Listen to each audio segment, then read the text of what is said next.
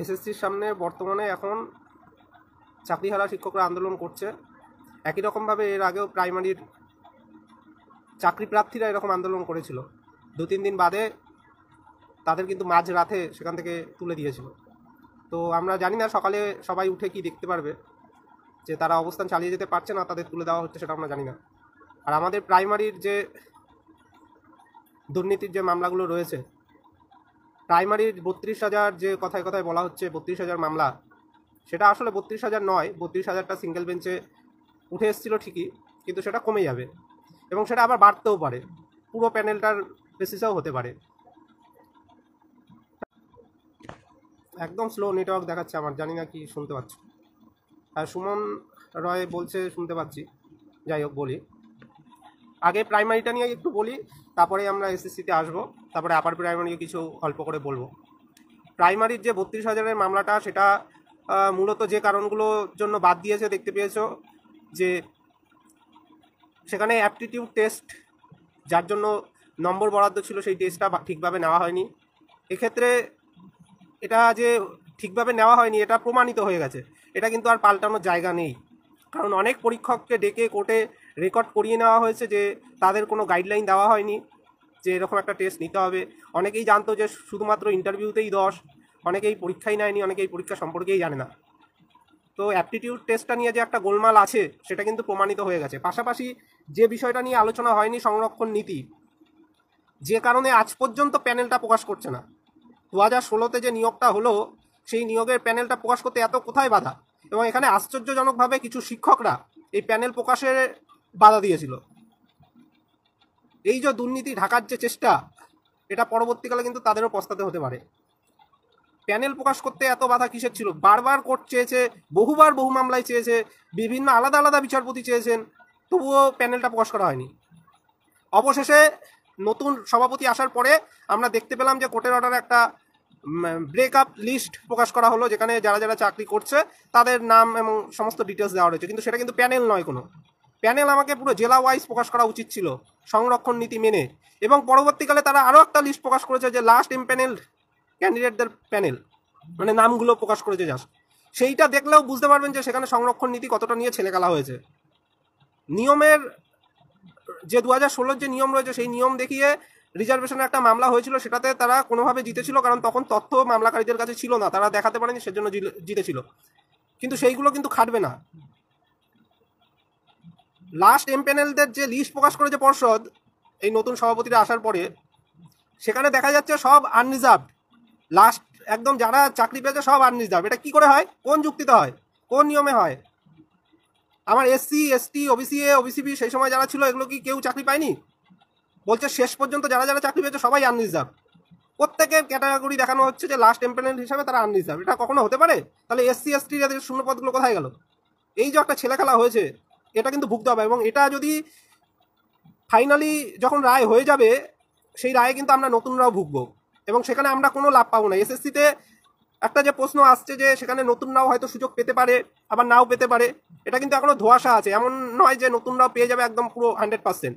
আমার যেটুকুনি ধারণা, যদি তথ্য থেকে থাকে, যতজন পরীক্ষা দিয়েছিল এসএসসিতে সবার যদি তথ্য থেকে থাকে, তাহলে শুধু সেই সময় যারা পরীক্ষা দিয়েছিল তারাই পাবে।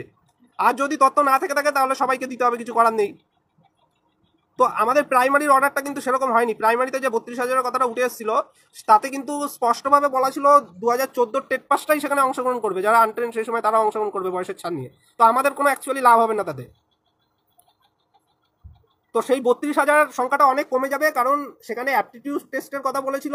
এবার অ্যাপটিটিউড টেস্টের যখন কথা বলেছিল, তখন যে পার্শ্ব শিক্ষকরা আছে তাদের কথাটা ইগনোর করে গিয়েছিল, মানে খেয়াল ছিল না, যেটা পরবর্তীকালে ডিভিশনে উঠে এসেছিল। তাদের ক্ষেত্রে তো ওই টেস্টের কোনো ব্যাপার নেই, তাদের অভিজ্ঞতার ভিত্তিতে নাম্বার ছিল। তো সেই পার্শ্ব শিক্ষকের অনেক সংখ্যা ওখান থেকে কমে যাবে, ওটা কেটে ওরকম 25-26 হাজারেই আসবে। কিন্তু এই পুরো প্যানেলটাই গন্ডগোল আছে। প্যানেলটা যদি সংরক্ষণ নীতি দেখা হয়, সেগুলো নিয়ে যদি জোরদার মানে যুক্তিতর্ক চলে কোর্টে, এই প্যানেলটাও মানে বাঁচানো খুব মুশকিল আছে।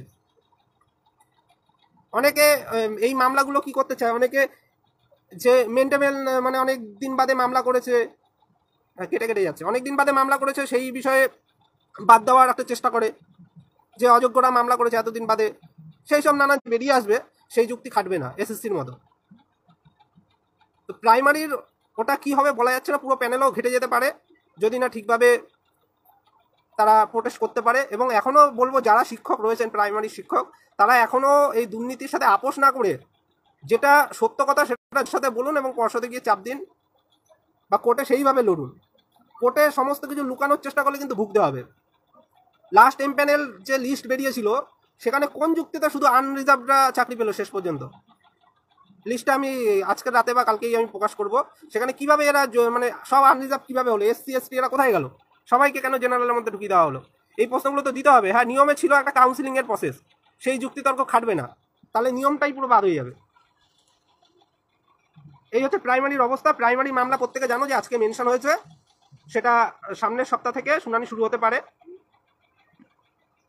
এর পাশাপাশি যে আপার প্রাইমারি রয়েছে, আপার প্রাইমারিতেও আজকে মামলা যে বিষয়টা বলেছিলাম যে আপার প্রাইমারিতে এই যে দুর্নীতি, এই যে নানান রকম অভিযোগে যে এত বছর ধরে মামলা চলছিল আপার প্রাইমারিতে, শেষ পর্যন্ত আপার প্রাইমারিতে যে বিচারপতিরা রায়দান করেছেন সেই বিচারপতিদের সামনে মানে সরকার এবং পর্ষদ থেকে শুরু করে প্রত্যেকে ওখানে মানে একটা ধোঁয়াশা যে আমার কাছে শূন্যপদ আছে 14,339টার মতো, আমার ক্যান্ডিডেট আছে 14,052 জন, সবার চাকরি হয়ে যাবে, সবার চাকরি হয়ে যাবে, আপনি শুধু অর্ডার দিয়ে দিন। তো সেই বেসিসে কিন্তু অর্ডার দিয়েছিল এবং সবাইকে নিয়োগের অর্ডার দিয়েছিল। সেখানে দাঁড়িয়ে আপার প্রাইমারিতে কিন্তু সবার এখনো নিয়োগ হয়নি, কারণ সম্ভব নয়, নিয়ম মেনে করতে গেলে সম্ভব নয়। নিয়ম মানলে আমার ক্যাটাগরি ওয়াইজ, মিডিয়াম ওয়াইজ, আবার জেন্ডার ওয়াইজ ওখানে আছে যে ভাগ ভাগ রয়েছে, কোন সাবজেক্টে কারা, এই যে বিভিন্ন ভাগগুলো রয়েছে, সেই ভাগ অনুযায়ী তো শূন্যপদের অনুযায়ী ক্যান্ডিডেটকে ডাকবে। তো সেখানে ব্যাপারটা এরকম নয় যে 14,052 জন আছে সবাই চাকরি পেয়ে যাবে, এরকম তো নয়। কিন্তু এই জিনিসটা কিন্তু তখন তোলা হয়নি, কারণ তারা চেয়েছিল যে একবার অর্ডারটা আমরা পেয়ে একবার নিয়োগ শুরু করব। আজকে সেজন্য কন্টেম্প ফাইল যখন হয়েছে, বিচারপতিরা রীতিমতো ধমক দিয়েছে যে আপনারা এই যুক্তিতর্ক এর আগে আমাদেরকে 5বার এপিডোপিট দিয়েছেন কোর্টে, কোথাও বলেননি যে এরকম শূন্যপদের যে ব্যাপারগুলো রয়েছে, যে মিসম্যাচ, যে যতজন ক্যান্ডিডেট ততজনের শূন্যপদ পাওয়া যাবে কিনা একটা ব্যাপার রয়েছে, সেগুলো তখন কেন বলেননি? আজকে ধমক খেয়েছে। এবং পরের দিন এসএসসি চেয়ারম্যানকে অনলাইনে প্রেজেন্ট থাকতে বলেছে কোর্টে। প্রাইমারির ক্ষেত্রে মানে প্রচুর দুর্নীতি আছে, সেগুলোর সাথে এতদিন আপোষ করে চলা হচ্ছে। প্যানেলটা কবে থেকে বলছে যে প্রকাশ করুন প্রকাশ করুন, কিছুতেই করলো না। বারবার সুপ্রিম কোর্ট, এই কোর্ট সেই কোর্ট, এইসব করে আছে দুর্নীতিটা ঢাকার জন্য। শেষমেশ কতদিন ঢেকে রাখবে আর? প্যানেল প্রকাশ করলো না, রিজার্ভেশন মানেনি, তারপরে অনেক ঘাপলা আছে যেগুলো প্রকাশ করতে চাইলে অনেক প্রকাশ করা যায়। যে লিস্ট প্রকাশ করেছে টেট পাসদের, সেখানে অনেকের নাম নেই, রোল নাম্বার দেওয়া ফাঁকা করে রেখে দিয়েছে। সেই রোল নাম্বারগুলো ফাঁকা রয়েছে, বলেছিল নোটিশ দিয়ে যে আমরা পরে কারেকশন করে এই লিস্ট জমা দেবো, সেই লিস্ট আজ পর্যন্ত জমা দিল না। নতুন সভাপতি আসার পরে বলেছিল যে ওই লিস্ট আমরা সংশোধন করে নতুন লিস্ট দেবো, আজ পর্যন্ত জমা দেয়নি। কারা ওই রোল নাম্বারগুলো কারা পাস করলো সেই লিস্ট এখনো জমা পড়েনি। যে যারা চাকরি করছে তাদের একটা লিস্ট দিয়েছে যে তাদের নাম দিয়ে সমস্ত প্রত্যেকে দেখেছো, সেখানে দেখা যাচ্ছে এইচএসে কেউ 10 মার্কস রয়েছে, পে রয়েছে 11, 12, এরকম অজস্র ভুল রয়েছে ওই লিস্টে। সেগুলো ভালো করে যদি মানে চিহ্নিত করে কোর্টের কাছে তুলে ধরে, কোথায় পালাবে মানে পর্ষদ? পালানোর জায়গা পাবে? তো এখনো বলছি, যারা প্রাইমারি শিক্ষক আছে তারা দুর্নীতি না থেকে সেগুলোকে প্রকাশ্যে আনুন, সত্য কথা বলুন, তাহলে আপনারা চলছে মানে পুরো বিষয়গুলো না জেনে এরকম বিষয়গুলোতে সংবেদনশীল বিষয়ে না মন্তব্য করাই ভালো। সিঙ্গেল বেঞ্চ থেকে প্রচুর শুনানি হয়েছে, ডিভিশনে গিয়েছে, ডিভিশন থেকে সুপ্রিম কোর্ট গিয়েছে, তারপরে সুপ্রিম কোর্ট থেকে ডিভিশনে এসছে, তারপরে ডিভিশন থেকে সুপ্রিম কোর্টে গিয়ে এখন রায় হলো। এতগুলো স্তরে মামলা হয়েছে। বিচারপতি অভিজিৎ বাবুকে নিয়ে অনেকে অনেক মন্তব্য করছে। বিচারপতি অভিজিৎ বাবু পুরো প্যানেল কখনো বাতিল করেনি। তিনি যোগ্যদের কথা ভেবে, যারা ওয়েটিং লিস্টে আছে তাদের কথাও ভেবেছিল এবং যথেষ্ট সুযোগ দিয়েছিল। যখন এই দুর্নীতি সামনে এসেছিল, বিচারপতি অর্ডার দিয়েছিল, মানে সিবিআই যখন এই হার্ড ডিস্কগুলো উদ্ধার করলো, বিচারপতি অর্ডার দিয়েছিল যারা যারা দুর্নীতি করেছেন, দুর্নীতির সাথে যুক্ত আছেন, তাদের কিন্তু সুযোগ দিয়েছিল অভিজিৎ বাবু। এরপরে বিচারপতি যখন ওএমআরের ইস্যুগুলো আসলো, র্যাঙ্ক জাম্পের ইস্যু আসলো, তখন বিচারপতি অর্ডার দিলেন যে এদেরকে বাদ দিয়ে দাও এবং ওয়েটিং লিস্টে যারা আছে সেই শূন্যপদে নিয়োগ শুরু করো। এমনকি এসএসসি থেকে শুরু করে রাজ্য সরকার কোনো সময় সিবিআইয়ের দেওয়া ওই হার্ড ডিস্কের ওএমআর নিয়ে প্রশ্ন তোলেনি সিঙ্গেল বেঞ্চে। তারা ওই অর্ডার মেনে কাজও শুরু করেছিল, তারা অনেকের ওএমআর প্রকাশ করেছিল, তারা অনেকের চাকরি বাদ দিয়েছিল, বাদ দিয়ে ওয়েটিং লিস্ট থেকে, এমনকি গ্রুপ ডির ক্ষেত্রে ওয়েটিং লিস্ট ধরে ধরে তারা কিন্তু আবার মানে চাকরি দেওয়ার জন্য কাউন্সিলিংও শুরু করে দিয়েছিল। তারপরে আসল খেলাটা শুরু হলো। যখন বিচারপতি আর একটা অর্ডার দিয়েছিল যে যারা এরকম দুর্নীতি করে চাকরি পেয়েছে, যারা এরকম রিজাইনটা করলো না নিজে থেকে, পরবর্তীকালে তাদের জন্য কঠোর নির্দেশ দেওয়া একটা অর্ডার দিয়ে রেখেছিলেন। তো যখন দেখলো এরা নিজে থেকে চাকরি থেকে ইস্তফা দিল না, পরবর্তীকালে বিচারপতি কঠোর নির্দেশ দিয়েছিল যে এদের স্যালারি ফেরত করতে হবে। এবার এখানে হচ্ছে গিয়ে শাসক দলের সমস্যা হয়ে গেল। তারপরে আসল খেলা শুরু হলো। তারপরে এই যে অযোগ্য যারা রয়েছে তাদের দিয়ে বিভিন্ন মামলা করানো হলো, সেই মামলায় সাময়িক স্টে পেল, এই টালবাহানা চললো। এবং সুপ্রিম কোর্ট ঘুরে যখন ফাইনাল শেষমেশ ডিভিশন বেঞ্চে আসলো হাইকোর্টে, যে স্পেশাল একটা বেঞ্চ গঠন করা হলো, তখন এই অযোগ্যদের দিয়ে কিন্তু সেখানে যুক্তিতর্ক করা হলো যে সিবিআই যে উদ্ধার করা ওএমআর সেটা নিয়ে প্রশ্ন তোলা হলো যে এটা আমাদের নয়, যোগ্যতা এই ওএমআরগুলো ম্যানিপুলেট হতে পারে। কিন্তু এসএসসি, রাজ্য সরকার, হাইকোর্টের যে স্পেশাল বেঞ্চ গঠন হয়েছিল সেখানে কখনোই তারা কিন্তু এই ওএমআর নিয়ে কোনো সেরকম প্রশ্ন তোলেনি। যখন অযোগ্যরা দেখলো প্রশ্ন তোলা শুরু করেছে, তারপরে তারাও বললো যে সিবিআই তথ্য অনুযায়ী এরা অযোগ্য, মানে নিজে থেকে বলছে না যে এরা অযোগ্য। যোগ্য অযোগ্যের লিস্ট প্রতিবার সিঙ্গেল বেঞ্চ থেকে শুরু করে এই যে ডিভিশন বেঞ্চে পরবর্তীকালে হয়েছে, প্রত্যেকটা স্তরে যতগুলো এপিডেভিট দিয়েছে প্রত্যেকটা এপিডেভিটে এসএসসির যে তথ্য সেই তথ্যগুলো কিন্তু গোলমাল করা, কোনোটার সাথে কোনোটা মিল নেই। কোনোবার বলছে এতজন অযোগ্য, তারপরে বলছে এতজন অযোগ্য। এই সংখ্যাটা বারবার চেঞ্জ করেছে এসএসসি, প্রত্যেকটা এপিডেভিট পড়লে দেখতে পারবেন। এই জিনিসগুলো ঘটিয়েছে। এই যে যোগ্য অযোগ্যের কথা যেটা বলছে, আজ পর্যন্ত শুধুমাত্র কিছু অযোগ্যদের কথাই উঠে এসছে, যোগ্যর কথা কোনোদিনও উঠে আসেনি। যারা যারা এখনো চিহ্নিত হয়নি সবাইকে অযোগ্যতার তালিকাতেই রাখা হয়েছে, মানে সম্ভবত অযোগ্য এরকম ভাবে রাখা হয়েছে।